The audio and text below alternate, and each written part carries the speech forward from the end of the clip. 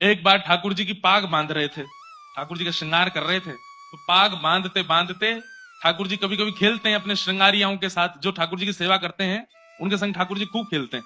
तो हरिराम व्यास जी के संग ठाकुर जी खेल रहे थे। कैसे? वो पाग बांधे और जैसे ही पाग बांध करके पाग के ऊपर सिरपेच लगाने के लिए नीचे सिरपेच उठावे, इतने में क्या देखें कि पाग ढीली हो गई, पूरी मुंह पे आ गई, नीचे गिर गई। एक बार, दो बार, तीन बार, चार बार, छह सात बार जब पाग बांध दी और बार बार खुलने लगी, तो हरिराम व्यास जी बोले ये पाग पहननी नहीं है, शायद इनको दूसरी लाता हूं। दूसरी पहनाई तो वो भी उतार दी। तीसरी पाग लाए और जब तीसरी पाग बांधी तो किसी ने बाहर से आवाज लगाई, बोले जल्दी दर्शन खोलो, इतने सारे दर्शनार्थी खड़े। तो हरिराम व्यास जी बोले जय जय, बहुत देर रह गई है, सुबह से मैं पाग बांधवे में लगूं, जल्दी तैयार है, जाओ बाहर सबन को दर्शन करने। पाग बांधी, ठाकुर जी ने अब की बार भी पाग उतार दी। तो इतना गुस्सा आया हरिराम व्यास जी को, वो उधरी हुई पाग ही छोड़ दी मुंह पे। बोले ऐसे खड़े रहो, अब ऐसे दर्शन दे दूंगा सबको।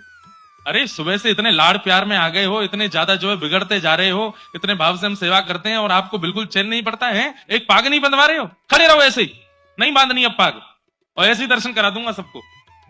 अपने पुत्र को बोल गए, भोग आदि पधरा करके दर्शन खोल देना, मैं जा रहा हूं। बोले पिताजी गुस्सा क्यों? बोले ये ऐसे ही काम है यहाँ के, छलिया के पूरे दिन यहाँ की सेवा करते रहे, एक पाग ना बंधवा रहो, गुस्सा करें। बाहर जाकर के हरिराम व्यास जी चुपचाप बैठ गए। थोड़ी देर बाद भोग प्रसाद होने के बाद जैसे ही पर्दा खुले, आहा, लोग बाग जय जयकार करने लगे, मनोहर झांकी, मधुर झांकी, आहा, आज ठाकुर जी कितने सुंदर लग रहे हैं, आज ठाकुर जी कितने प्यारे लग रहे हैं।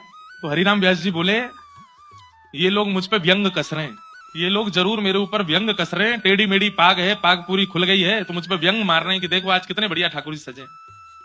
कोई दर्शनार्थी बाहर आया रोता रोता, बोले व्यास जी आज की झांकी तो नेत्रों से जा ही नहीं रही है। बोले सच बता? बोले और नहीं।